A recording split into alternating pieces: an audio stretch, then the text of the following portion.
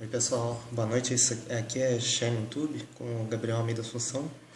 Estamos trabalhando um texto do Sistema do Idealismo Transcendental de 1800, um texto do filósofo Schelling.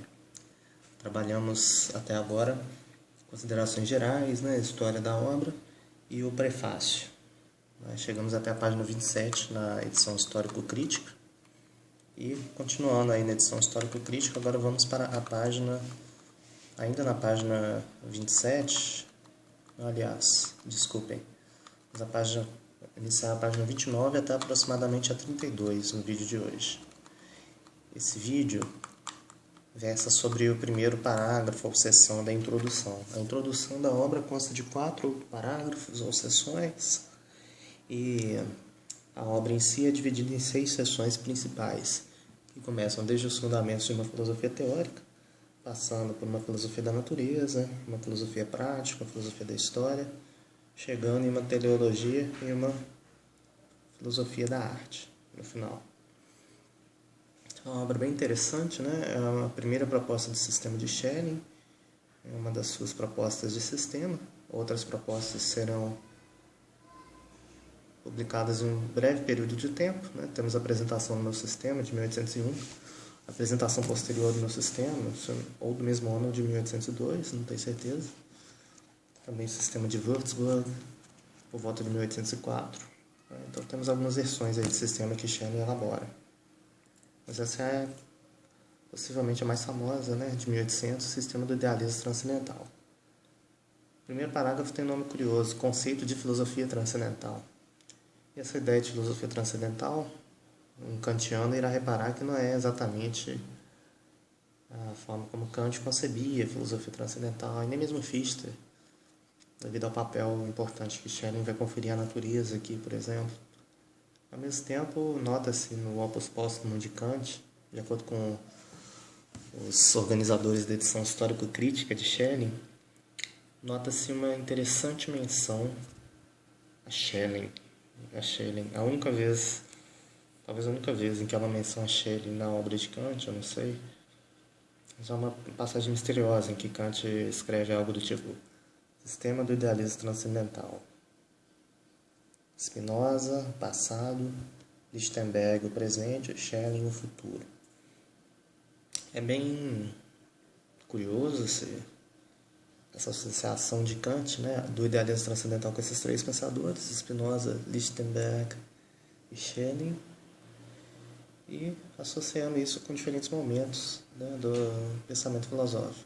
Spinoza seria a filosofia anterior a Kant, Lichtenberg uma filosofia contemporânea a Kant e Schelling uma filosofia pós-kantiana, né, uma filosofia posterior. O pessoal da edição histórico-crítica chega a especular se Kant não teria trocado, se não seria Schelling presente e Lichtenberg futuro. Então fica esse mistério aí, né, essa misteriosa passagem no opus póstumo de Kant. Bem, o Schelling inicia esse parágrafo 1, conceito de filosofia transcendental, dizendo que todo saber repousa na concordância entre um objetivo e um subjetivo. Então a ideia de uma ideia de verdade como adequação, semelhante a Kant, que está retomando toda uma tradição filosófica aí, né? Só se conhece, para Schelling, aquilo que é verdadeiro. No entanto, a verdade é posta na concordância de representações com seus objetos. Pode-se chamar a essência, ou cerne, o Inbegriff, de todo meramente objetivo, em nosso saber, a natureza. Já o cerne de todo subjetivo se chama inteligência, e ambos se contrapõem um ao outro. A inteligência é originalmente pensado como mero representante, bloß vorstellende, como consciente, das Bewusste, enquanto a natureza, que supõe a inteligência, é pensado como mero representável, bloß vorstellbare, como inconsciente ou aconsciente, das Bewusstlose. Bewusstlose dessa ideia de privado de consciência. Em cada saber é necessário um encontro recíproco entre consciente e inconsciente. E a tarefa é elucidar esse encontro entre consciente e inconsciente, natureza e inteligência, representável e representante. Bem interessante essa passagem. No próprio saber, o objetivo e subjetivo estão unificados, né? Não se conseguindo dizer qual dos dois possui a prioridade. O que Schelling faz é tentar refletir sobre como que isso ocorre, né? No saber, ambos são um só, são idênticos, não havendo uma ordem cronológica, não o primeiro ou o segundo. Para esclarecer essa identidade, ela deve ser suprimida. Schelling propõe, então, antepor um ao outro, fazendo um experimento, como se fosse um experimento mental, de antepor um ao outro, tentando se determinar de qual dos dois se deve proceder primeiro. Aqui estamos já ainda na página 29. Dois casos são possíveis: ou o objetivo, a natureza, é tomado como primeiro, ou o subjetivo, a inteligência, o representante, é tomado como primeiro.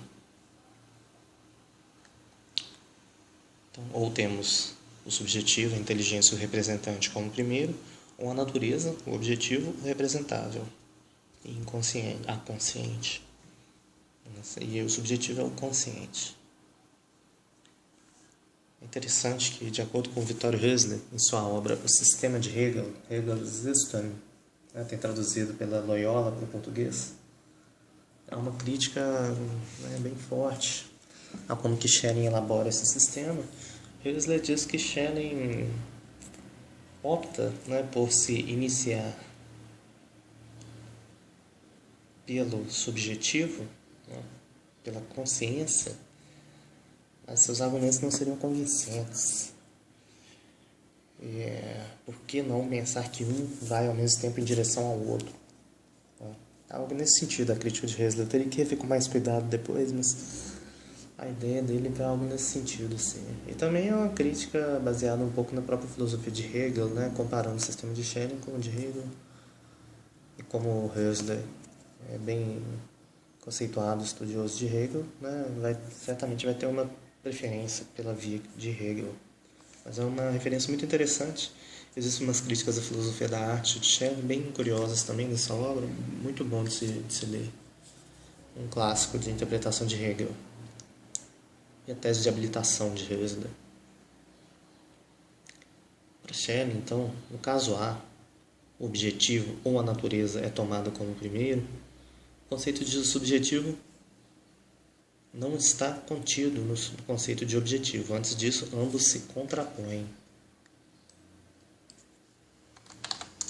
Um momento. Objetivo.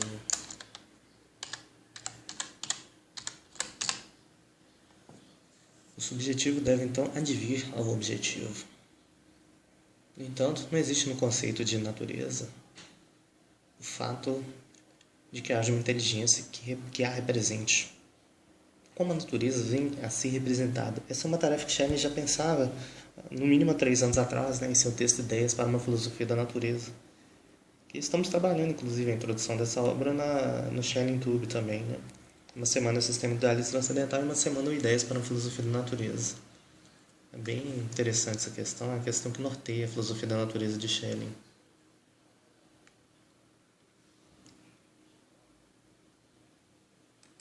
Essa tarefa de pensar como a natureza vem a ser representada toma a natureza, o objetivo inconsciente, representável, como o primeiro.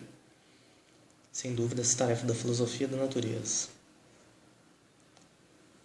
Mas, se todo saber tem 2 polos que se pressupõem mutuamente, os 2 polos devem ser buscados em todas as ciências. Portanto, haveria 2 ciências de base. E deve ser impossível sair de um polo sem partir rumo ao outro. Schelling menciona a tendência necessária de toda ciência natural é, portanto, partir da natureza rumo à inteligência. E a perfeição da ciência natural seria a espiritualização de todas as leis naturais, transformando-as em leis do intuir e do pensar. Os fenômenos sumiriam e as leis permaneceriam. O formal, o material sumiria e o formal permaneceria.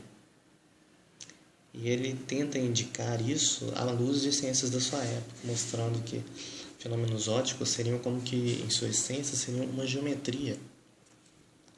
E as linhas seriam apontadas pela luz de uma materialidade dual. Schelling já afirmava, no livro 2 das Ideias para uma Filosofia da Natureza, uma espécie de natureza dual da luz.